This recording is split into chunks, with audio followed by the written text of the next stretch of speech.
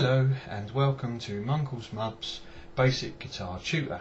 What I'm going to do is I'm going to try and show you how a friend of mine taught me how to play the guitar. What I'm going to do is take you through some key steps, and then at the end of this tutorial there's going to be a 3-chord song which was written by a Dr. Paul Matz called Hedgehog. Hopefully by the end of this video, with some practice, you'll be able to play the song.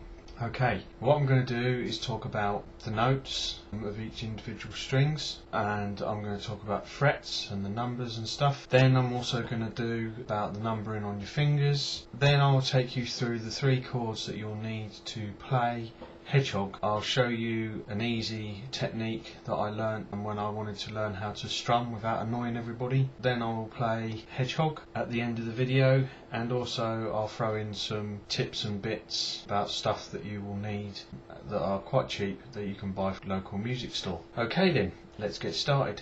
Right, notes. There's 6 strings. The fat ones are at the top and the thin ones are at the bottom. Here is a picture of the strings, and you've got E, A, D, G, B, E. They are the notes. If you played them without putting your fingers down on the fretboard, then they are the notes that you would hear, and it would probably not sound very good. Also, here is a chart which I've used many times, not only in learning to play the guitar, but also I found it very useful when I learned to play the bass. And it just shows you all the individual notes. If you press your finger down on each individual string, then it just gives you a layout of the various different notes that are on those that it will produce. Okay, frets. There is probably on an acoustic guitar 20 or 21 frets. There's a picture of fret 1, 2, 3 and 4. There you can just about see a dot. Here is a picture of my guitar. The first dot starts on the 5th fret, then you've got 7, 9 and etc. On the top of the guitar you also have little dots that are marked so that you can see whereabouts you are on the fretboard, but to be honest with you, by the time you've been playing for a while you'll know where to put your fingers anyway. Right, fingers. There's a hand.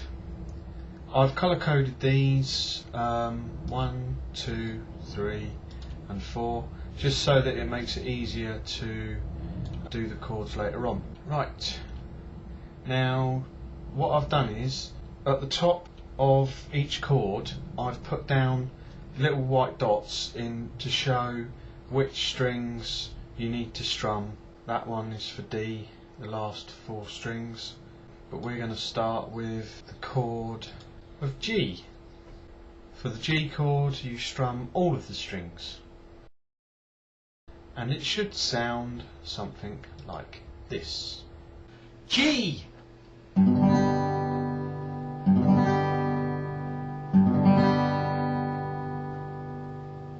Okay, now we have the D chord. There it is, strumming the last 4 strings, and it should sound something like this. D.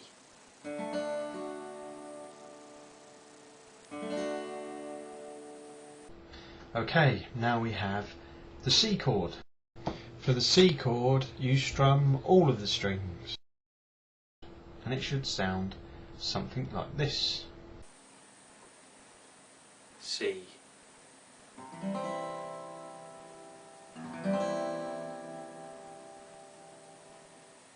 Okay, so there you've got your 3 chords. Now you're wondering, well, what about strumming? Okay, here is a technique that I have adapted myself so that I could practice strumming without annoying a lot of people. What I found was, if I listened to music that had strumming in it that I could hear, then I would try and copy that strumming, and it basically helps you to build up your strumming techniques. Also, I think it's probably wise to try and get hold of some kind of metronome.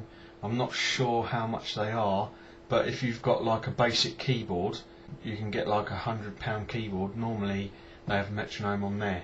It just helps you to keep time. But here is my strumming technique. Now what I'm doing here is I've put my hand over the strings to dampen the sound, and then I'm just going up and down, up and down, up and down. Obviously you can use your fingers to pick the strings so it sounds a nice little sort of Spanish type picking sound, or you can go up, up, down, down, or down, up, down, up, down, up, or whatever. You can do however way you want to do it. I think the easiest way to do it is just to find a song that you like that's got guitar in it and try and strum along to it, but using the damping thing.